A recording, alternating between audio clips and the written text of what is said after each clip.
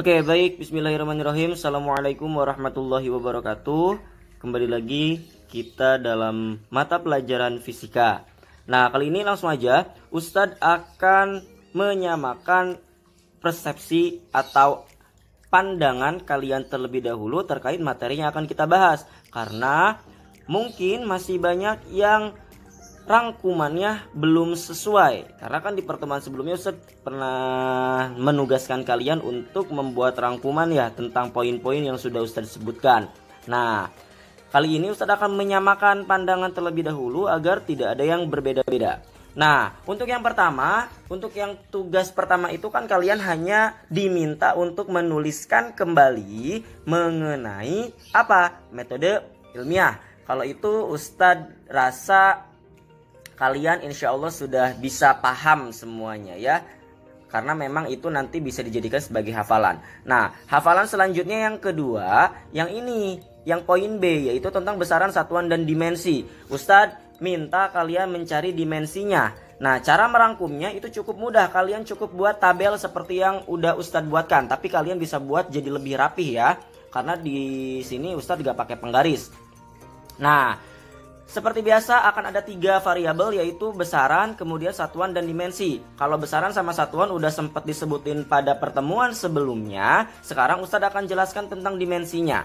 Nah, yang pertama, besaran pokok itu ada 7, bener gak? Yang biasa disingkat jadi apa sama Ustadz? Pa, ma, wa, su, ku, i, ju. Sesuai dengan tulisan yang udah Ustadz tulis nih. Berarti pa-nya itu apa? Pa-nya itu adalah panjang. Kemudian ma-nya itu adalah masa, wak-nya itu adalah waktu, su-nya adalah suhu, ku-nya adalah kuat arus, i-nya adalah intensitas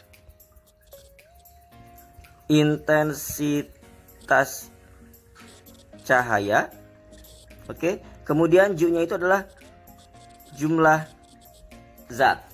Nah, setelah dari itu kita tentukan satuannya. Satuan panjang apa? Meter. Satuan massa apa? Kilogram. Satuan waktu apa? Sekon. Satuan suhu apa? Kelvin. Satuan kuat arus apa? Ampere. Satuan intensitas cahaya apa? Kandela. Satuan jumlah zat apa? Mol. Ini harus hafal kalian lah. Nah jadi nanti kita juga akan main konversi. Contoh kayak gini, masanya itu masih gram, misalkan 200 gram. Berarti kita ubah si 200 gram itu harus menjadi kilogram. Begitupun ketika masanya itu misal ketika panjangnya itu 5000 meter, 5000 cm. Berarti kita harus ubah cm itu menjadi meter ya. Itu sebetulnya mata pelajaran waktu SMP. Tapi silakan kalian review lagi, takutnya banyak yang lupa. Nah, sekarang kita masuk ke dalam dimensi. Dimensi itu disusun dari huruf-huruf kapital. Jadi dimensi itu merupakan huruf-huruf kapital yang ada di fisika. Oke. Nah, kalau di matematika kan paling besaran sama satuannya aja masih bisa kalian temukan di matematika. Tapi kalau dimensi itu enggak kayaknya untuk ditemukan di fisika ya. Nah, sekarang dimensi. Dimensi untuk panjang. Panjang itu berasal dari bahasa Inggris yang bahasa Inggrisnya adalah long. Berarti dimensinya adalah L besar. Biasanya dikurungin kayak gini nih. Nah, kemudian massa berasal dari bahasa Inggris mass. Berarti ini adalah M. Diambil inisialnya, huruf depannya. Waktu berasal dari kata time. Berarti dimensinya adalah T. Kemudian setelah dari itu suhu. Kalau suhu ini memang dari bahasa Inggrisnya itu adalah temperature, tapi karena udah ada time, jadi dia itu dibedakan, nggak T juga, tapi theta. Theta lambangnya gimana? Theta lambangnya seperti ini. Ini suhu. Oke. Terus kuat arus dari kata current. Kuat arus dari kata current ini diambil dari current, tapi dari bahasanya bukan bahasa Inggris. I. Kemudian intensitas cahaya kandela ini dimensinya adalah J. Dan jumlah zat itu dimensinya adalah N. Nah, ini yang harus kalian pahami. Mau nggak mau memang ini harus dihafal. Memang ini hafalan jatuhnya. Lalu bagaimana contoh soalnya? Contoh soalnya seperti ini. Contoh soal. Tentukan dimensi dari kecepatan. Nah, kalau ini kalian harus yang pertama tahu dulu rumusnya. Ya, rumus kecepatan di SMP itu sebetulnya udah pernah dipelajari. Rumusnya ya, rumus kecepatan. V sama dengan S dibagi T. Di mana S-nya itu sama dengan apa? S-nya itu sama dengan jarak. T-nya itu sama dengan waktu. Berarti untuk menentukan dimensinya gimana Ustadz? Untuk menentukan dimensinya kita lihat di sini. Nah, V kan sama dengan jarak dibagi waktu ya. Jarak dibagi waktu. Langkah selanjutnya, jarak. Jarak itu satuannya apa? Kalau mau ngitung jarak, berapa jarak rumahmu ke pondok? 2000 km. Nah, kilometer itu satuan dari apa? Panjang ya. Tapi kata Ustadz, harusnya dalam satuan apa internasionalnya? Meter. Berarti jarak itu satuannya meter. Waktu satuannya apa? Sekon. Nah, kalau udah kayak gini kita lihat V sama dengan dimensi dari meter. Dimensi dari meter. Yang ini kan panjang meter, berarti dimensinya apa nih? L. Berarti kita lihat ini L. Terus dimensi waktu ya, karena dia sekon berarti waktu. Mana waktu? Nah, set berarti T. Ini berarti kayak gini. Nah, ini semua pangkatnya satu. Karena nanti ada juga yang kuadrat. Kalau kayak gitu, kemudian ini kan masih dalam bentuk penyebut. Mau kita naikin nih. Berarti bentuknya bakal kayak gini. V sama dengan L-nya tetap, tapi si T-nya kita naikin. Nah, si T-nya awalnya itu dia pangkatnya positif di bawah nih, pangkat 1. Ini juga pangkat 1, bisa kita tuliskan. Nah, tapi karena dia awalnya di bawah, pengen dinaikin ke atas, harus ada konsekuensinya. Konsekuensinya apa? Tanda pangkatnya berubah. Berarti ini jadi -1. Ustadz, berarti kalau misalkan awalnya di bawah, T-nya T kuadrat. Berarti gimana? Kalau misalkan awalnya T kuadrat, berarti pas naik jadi T-nya pangkat -2. Oke, intinya kalau misalkan awalnya positif, naik ke atas berarti jadinya negatif. Begitupun kebalikannya. Awalnya di bawahnya itu negatif nih. Awalnya di bawahnya itu negatif. T pangkat -1. Berarti pas naik jadi kayak gini. L. Kemudian ininya juga jadi T pangkat 1. Kenapa berubah jadi pangkat 1? Karena awalnya negatif, kalau naik jadi positif. Jadi selalu jadi kebalikan ketika dia berubah posisi. Oke, nah ini untuk contoh soalnya ya. Nanti untuk sebagai latihannya kalian bisa kerjakan di buku catatan kalian. Tapi dengan catatan ini harus sudah ditulis dulu, oke? Nah, untuk materi selanjutnya kita akan membahas mengenai aturan angka penting. Nah, kalau kalian udah sempat mencari-cari tentang aturan angka penting yang sudah kalian tuliskan di buku catatan, dan sekiranya setelah menonton video ini masih ada yang kurang, kalian bisa menambahkannya ya. Oke, masih bisa menambahkannya. Sekarang kita lihat di sini aturan angka penting. Angka penting itu ada apa aja? Angka penting itu sebetulnya merupakan angka selain angka 0.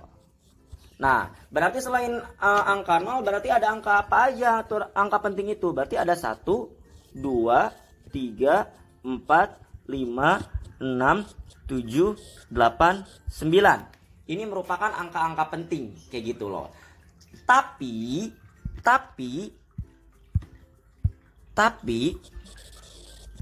oke, angka 0 juga bisa menjadi angka penting.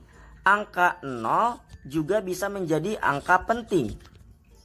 Ketika apa kondisinya? Ketika yang pertama angka 0 berada di belakang angka penting. Yang kedua, angka 0 berada di antara angka penting. Jadi angka 0 itu kan tadi kita udah setujui bahwa angka penting merupakan angka selain angka 0. Berarti 0 itu bukan angka penting, tapi ternyata 0 juga bisa menjadi angka penting ketika yang terjadi adalah angka 0 tersebut berada di belakang angka penting dan angka 0 tersebut berada di antara angka penting. Jadi ada dua aturannya. Baik, untuk mempermudah pemahaman kalian, kita bisa langsung contohkan. Contoh, misal Ustadz punya 75. Nah, berapakah nilai angka pentingnya? Nilai angka pentingnya udah pasti, ini langsung bisa kita jawab. Berapa? Yaitu 2. 1, 2. Jadi ada 2 angka penting. Biasanya disingkatnya AP ya, 2 angka penting. Terus kalau misalkan Ustadz punya 5781, berarti ini berapa angka penting? Gampang dong. Berapa jawabannya? Pasti 4 angka penting. Dari mana? 1, 2, 3, 4. 4 angka penting. Nah, sekarang bagaimana ketika ada angka 0-nya? Kita lihat di sini. Ketika soalnya itu berubah menjadi seperti ini, 2700. Berapa angka pentingnya? Kalau kalian jawab angka pentingnya 2, kalian salah. Harusnya berapa? 4. Kenapa? Karena kita lihat aturan yang pertama. Aturan yang pertama, angka 0 berada di belakang angka penting. Ini angka penting nih. 2 sama 7 angka penting. Dia ada di belakangnya. Berarti 1, 2. Kehitung. Jadi di sini punya 4 angka penting. Begitupun ketika yang terjadi seperti ini. Ketika yang terjadi seperti ini. 2070. Nah, berapa nih? 2070. Berarti berapa angka penting? Angka pentingnya ada 4 angka penting. 1, 2, 3, 4. Ini termasuk ke aturan yang kedua yang ini. Karena dia berada di antara 2 dan 7. Kemudian yang ini karena dia masuk ke aturan yang pertama. Aturan pertamanya yang ini. Nah, kayak gitu. Jadi ini bagaimana cara menentukan angka penting. Lalu ada lagi.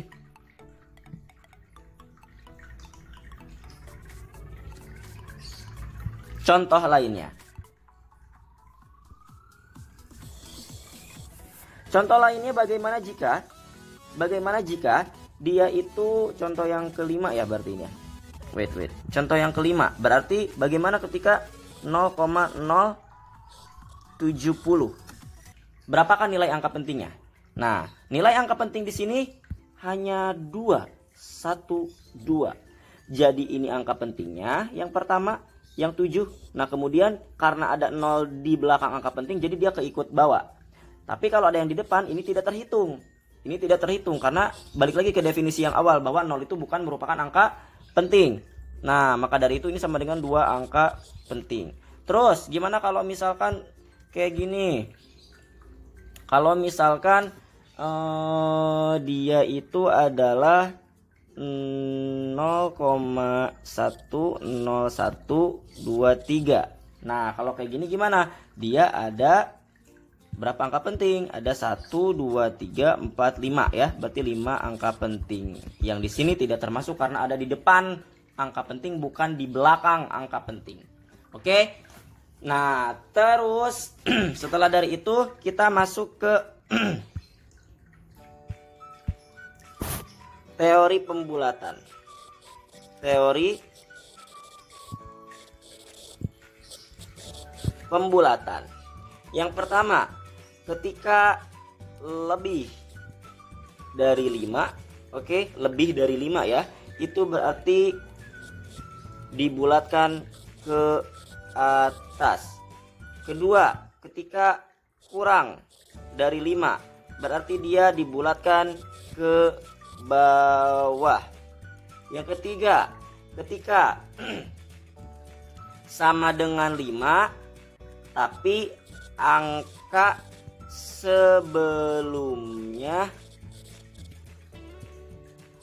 ganjil, maka dibulatkannya ke atas. Yang keempat, ketika dia sama dengan 5 tapi angka sebelumnya genap, maka dia dibulatkan ke bawah. Oke, nah kalau kayak gini tinggal kita contohkan saja.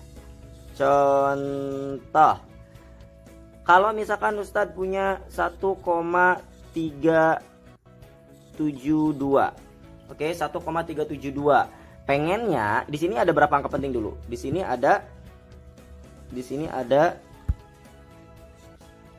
4 angka penting. Nah, Ustadz pengen mintanya itu jadi 3 angka penting. Pengennya 3 angka penting. Berarti si 72 ini kita bulatkan. Nah, angka belakangnya di sini berapa? 2. 2 itu kurang dari 5. Kalau kurang dari 5 dibulatkannya kemana? Nih, kurang dari 5. Berarti dibulatkannya ke bawah. Berarti tetap di 7. Berarti hasilnya adalah 1,37. Jadi deh 3 AP. Nah, ini yang pertama. Terus, kalau misalkan Ustadz punya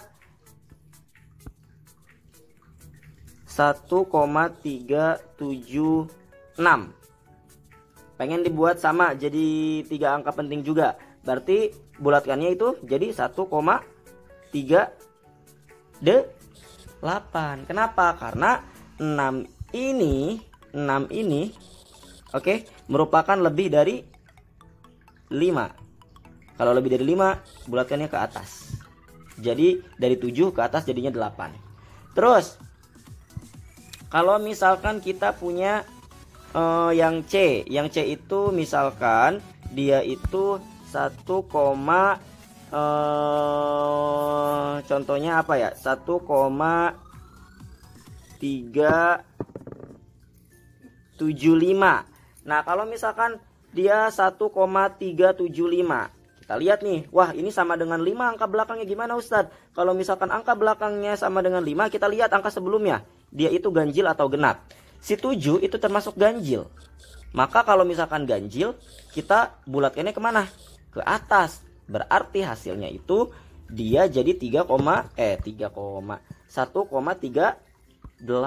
Berarti ini berubahnya jadi 1,38.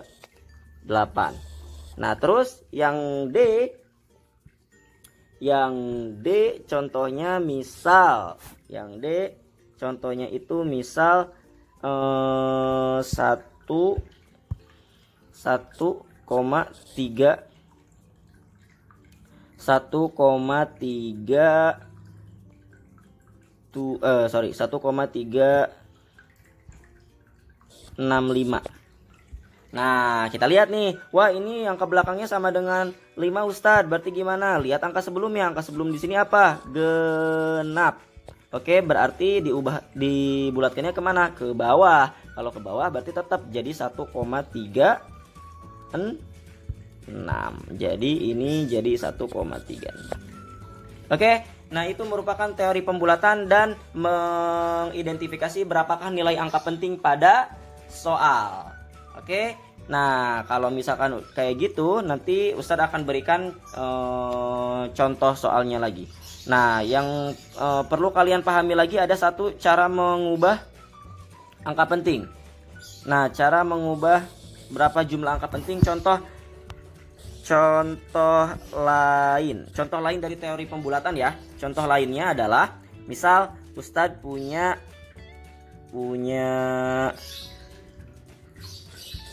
25.000. Ini ada berapa angka penting? Ada 5 angka penting. Pengen diubah menjadi 2 angka penting saja. Kalau misalkan pengen diubah jadi 2 angka penting, berarti cara ngubahnya kayak gini. Ingat, kalau misalkan lebih 0 itu nolnya ada di kanan, bukan di kiri. Kalau koma-komaan nolnya kan di kiri. Ini lebih 0 nih, 1, 2, 3. Berarti lebih 0 berapa nih? Lebih 0, 3. Artinya ini bisa kita buat bentuknya jadi kayak gini. Bentuknya jadi kayak gini. 25 kali 10 pangkat 3. Nah, 10 pangkat 3 ini tidak termasuk ke dalam angka penting. Bukan AP. Yang AP-nya yang ini doang. Berarti dari 5 angka penting bisa jadi 2 angka penting nih. Tapi bentuk penulisannya jadi 25 kali 10 pangkat 3. Terus gimana kalau misalkan yang minus, Ustadz? Kita lihat yang minus. Yang minus misalkan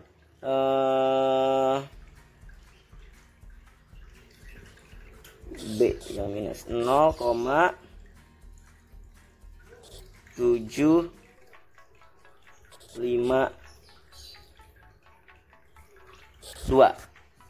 Nah, 0,752. Dia pengen ini berapa angka penting awalnya? Awalnya itu adalah 3 angka penting ya. Mana aja? 7, 5 sama 2 karena 0 di sini tidak termasuk. Nah, langkah pertama misal instruksinya dia pengen diubah jadi 2 angka penting.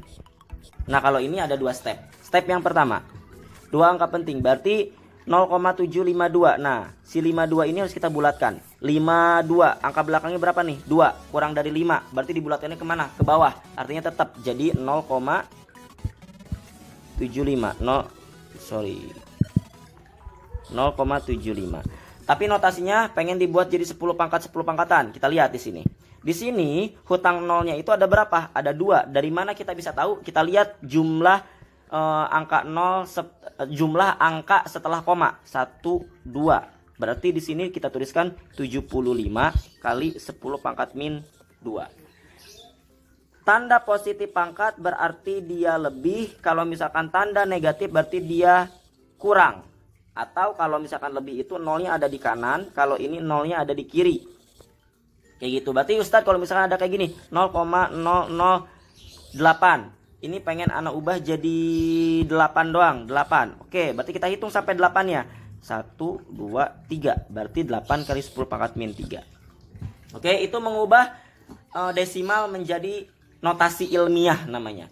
Jadi ini itu yang 10 pangkat 10 pangkatan ini, kemudian ini, kemudian ini, itu merupakan notasi ilmiah. Oke, setelah itu Ustadz akan berikan contoh, silakan kalian latihan ya. Ini beberapa pemaparan tentang angka penting dan besaran satuan dimensi. Wassalamualaikum warahmatullahi wabarakatuh.